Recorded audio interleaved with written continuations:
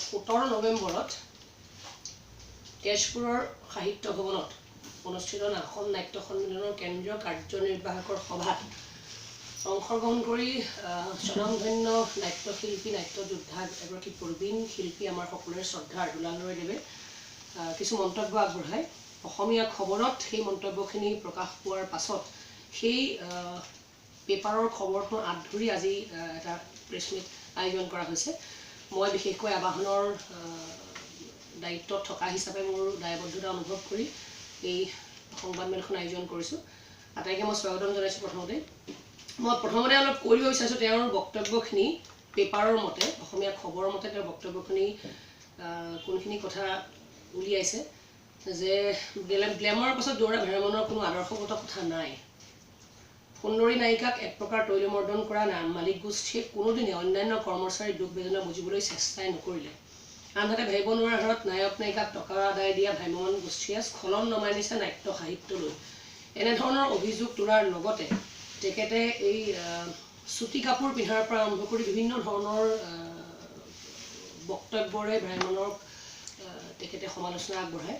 তাৰ লগত বিশেষভাৱে আবাহন থিয়েটাৰক কেন্দ্ৰ কৰি তেখেতে এটা বক্তব্য দিছে, যিটো বক্তব্য অসমীয়া খবৰত প্ৰকাশ পাইছে যে আবাহন থিয়েটাৰক সমালোচনাৰে টকা কৰে। তলতীয়া কলা কুশলীক উপযুক্ত মাননি আদায় দিব নোৱাৰা মালিক গোষ্ঠীয়ে হাত দাঙি মহিলাৰ হাতত দলটিক এইবাৰ চমজাই দিছে।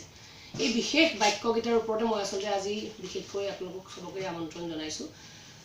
প্ৰথম কথা হৈছে এই কথাটোৰ উত্তৰস্বৰূপে আবাহনৰ পৰিচালক প্ৰযোজক কৃষ্ণদেৱে এখন সংবাদমেল ইতিমধ্যে আয়োজন কৰিছে, য'ত তেখেতে ৰাজহুৱাভাৱে দুলালদেৱক প্ৰত্যাহ্বান জনাইছে যে কোন কোন কলা কুশলীক বা কোন কোন শিল্পীক আবাহনে এতিয়ালৈকে টকা পইচা আদায় দিয়া নাই, তেখেতে সেই লিষ্টখন দুদিনৰ ভিতৰত প্ৰকাশ কৰক, ৰাজহুৱা কৰক।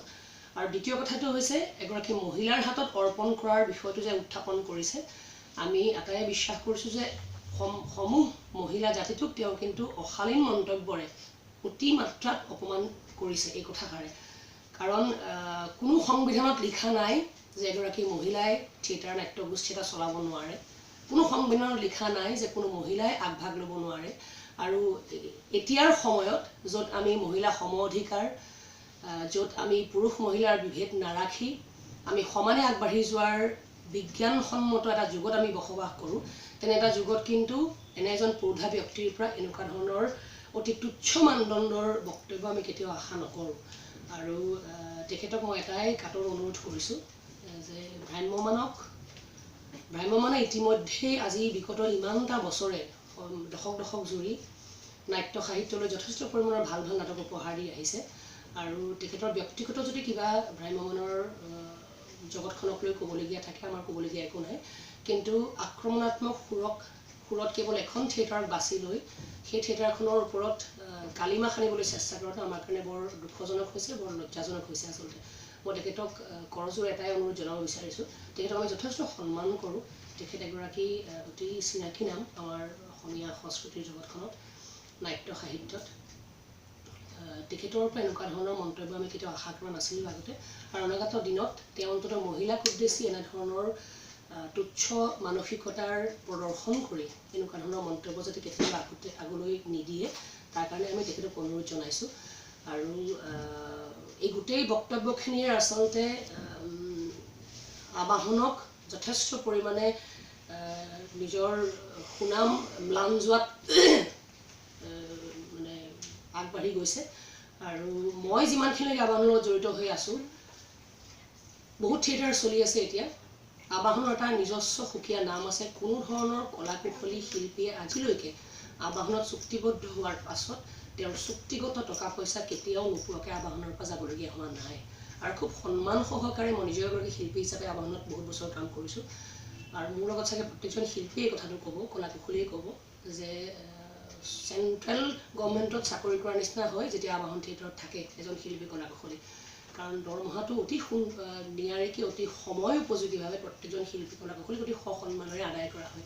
গতিকে এই কথাষাৰ যেতিয়া তেওঁ কৈছে, গতিকে মই ভাবোঁ কৃষ্ণদেৱক তেওঁ অসন্মান কৰিছে, সম্পূৰ্ণ মহিলা জাতিটোক অপমান কৰিছে।